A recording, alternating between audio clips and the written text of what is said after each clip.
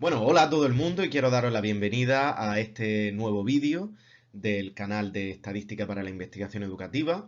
Bueno, este vídeo va a versar sobre las variables y la estadística descriptiva y he de recordaros que lo vamos a hacer con JASP, por eso si estáis viendo este vídeo os servirá utilizar ese software, ¿vale?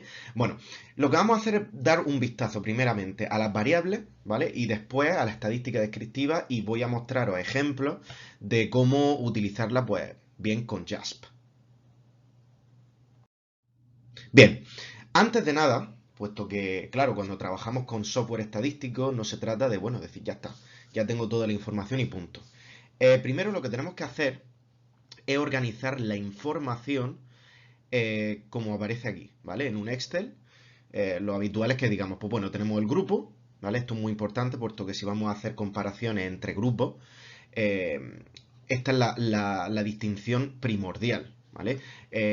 Aquí no vamos a distinguir entre el nombre de la persona que ha participado, sino más bien el grupo al que pertenece. Por eso veis que aquí en este caso, en este estudio bueno, en un estudio que compara quinto de primaria y sexto de primaria, pues tenemos quinto de primaria. Entonces 5P hace referencia a todos los participantes, ¿vale? Es una forma de categorizarlos para que luego, cuando utilicemos el software estadístico, pues nos sea mucho más fácil.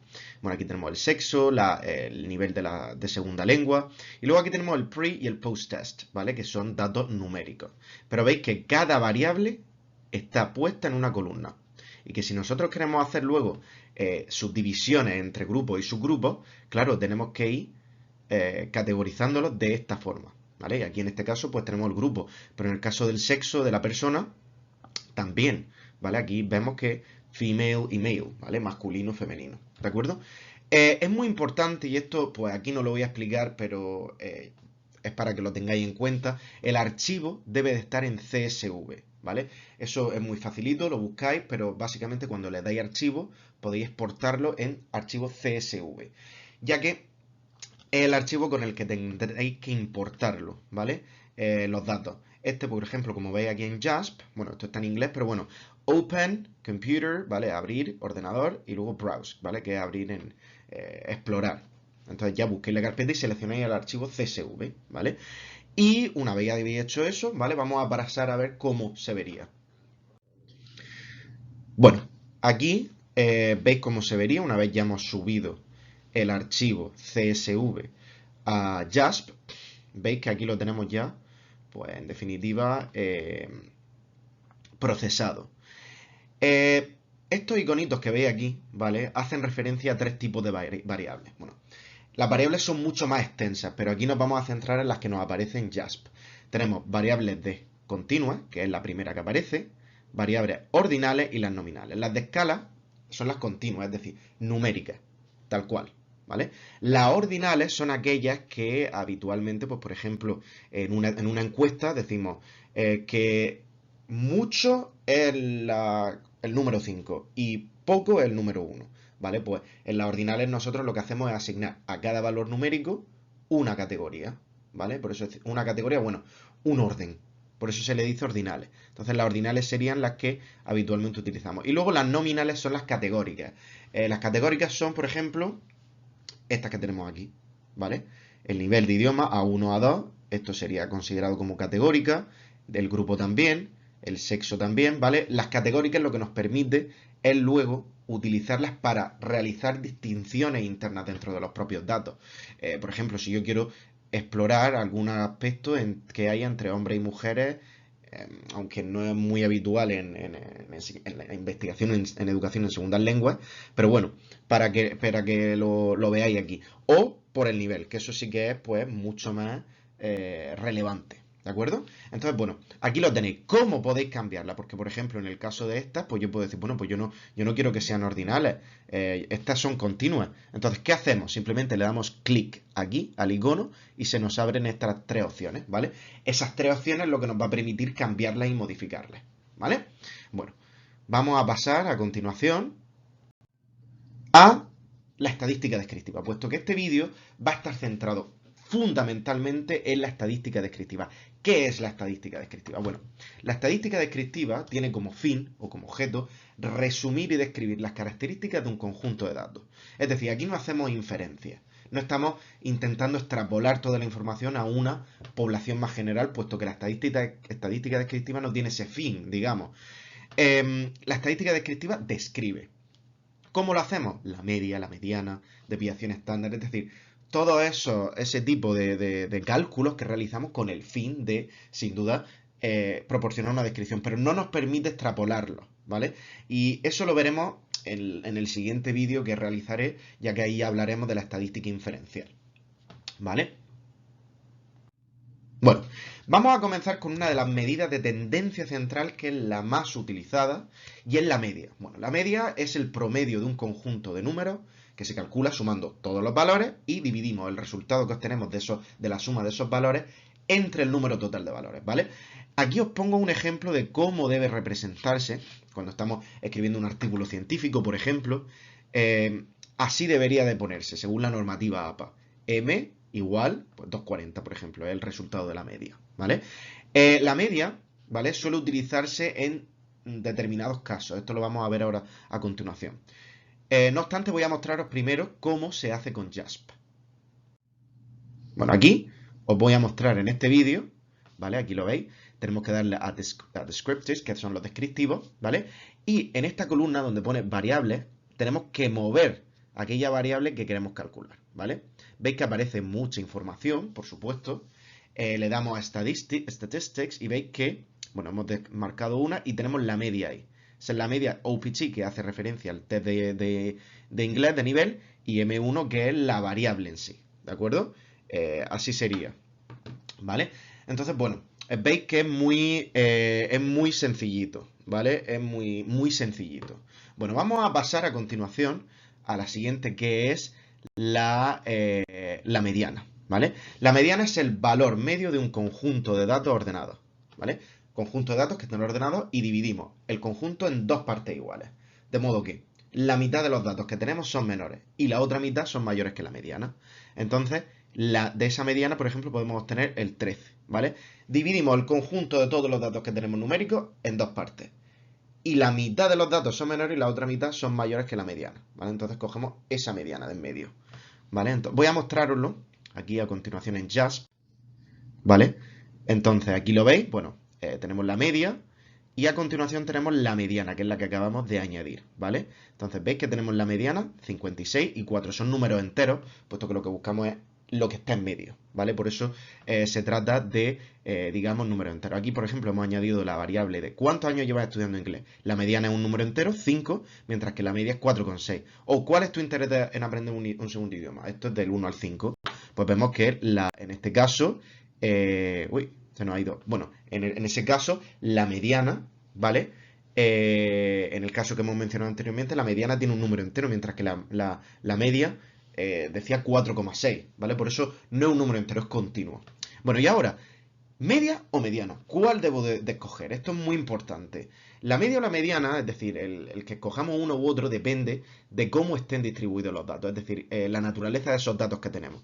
Si los datos están ordenados, tienen una distribución normal o no normal. Cuando los datos tienen una distribución normal, es porque tienen esta forma de campana, ¿vale? La distribución normal es que no hay sesgos, ¿de acuerdo?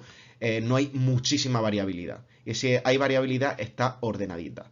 Sin embargo, cuando hay sesgos, esto sería una distribución no normal, ¿vale? Una distribución no normal. Entonces, las distribuciones no normales pueden ser asimétricas o sesgadas. Y por ese motivo, la media puede no reflejar adecuadamente el centro de los datos, puesto que hay influencia de valores extremos. Esos valores extremos se les llama outliers, ¿vale? En ese caso, cuando tenemos una distribución no normal, la mediana es mucho más representativa de la tendencia central. ¿Por qué? Porque no se ve afectada por esos valores extremos. Eso es algo que tenemos que tener muy en cuenta. Entonces, en resumen, la media la tenemos que utilizar cuando tenemos una distribución normal y la mediana cuando tenemos una distribución no normal. A continuación, ahora después os diré cómo podemos obtener eso con JASP, ¿vale? Porque eso es un dato muy importante cuando vamos a realizar estadística inferencial. Bueno, vamos a pasar a la siguiente medida de tendencia central. Tenemos la moda, ¿vale? El valor o valores que aparecen con mayor frecuencia en un conjunto de datos. La moda es el 5, ¿vale? Es el valor numérico que más se repite en nuestros datos, ¿de acuerdo? Entonces vamos a ver cuáles son los datos que nos da JASP con los ejemplos que os estoy mostrando. Bueno, aquí veis, tenemos en Central Tendency, tenemos moda, ¿vale? Entonces la marcamos y vemos cómo nos aparece. Fijaos, OPT, ¿vale? Es 49,75 y veis que los números 4,99, 400. Eso quiere decir, cuando nos aparezca una A ahí, en JASP, eso quiere decir que, pues bueno, que hay más de una moda existente. Entonces, claro, se ha escogido la más adecuada, pero la que más densidad tiene, por así decirlo, ¿vale? Eso es lo más importante por esta parte. Bueno, vamos a pasar a continuación a hablar de las medidas de dispersión. Las medidas de tendencia central son simplemente como un resumen.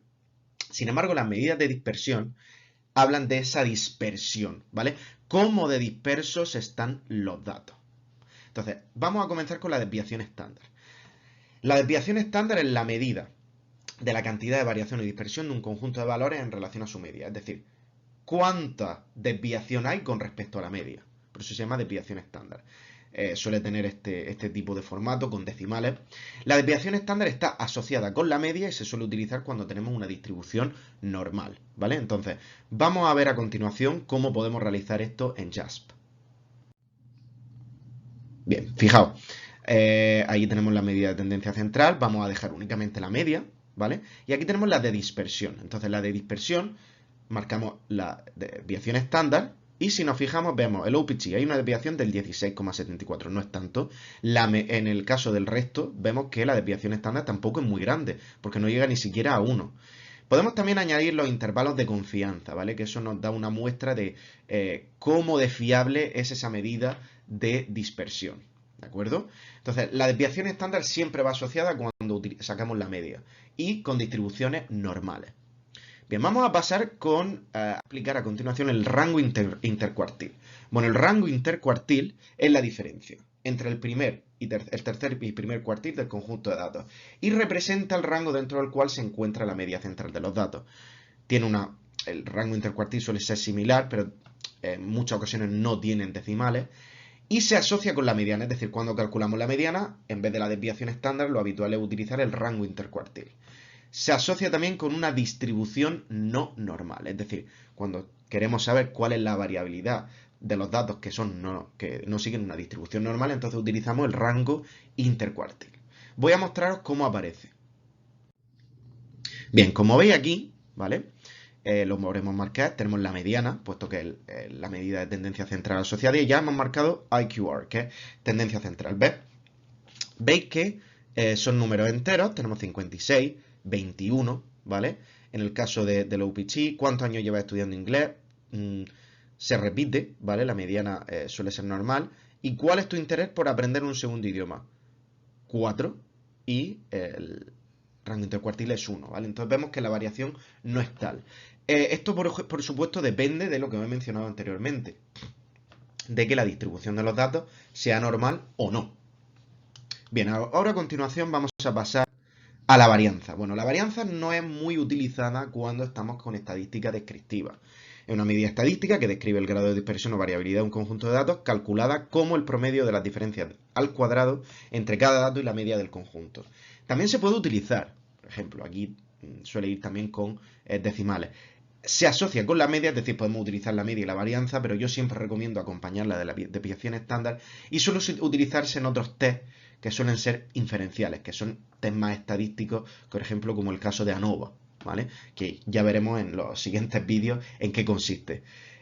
Voy a mostraros cómo se utiliza y cómo se saca en JASP.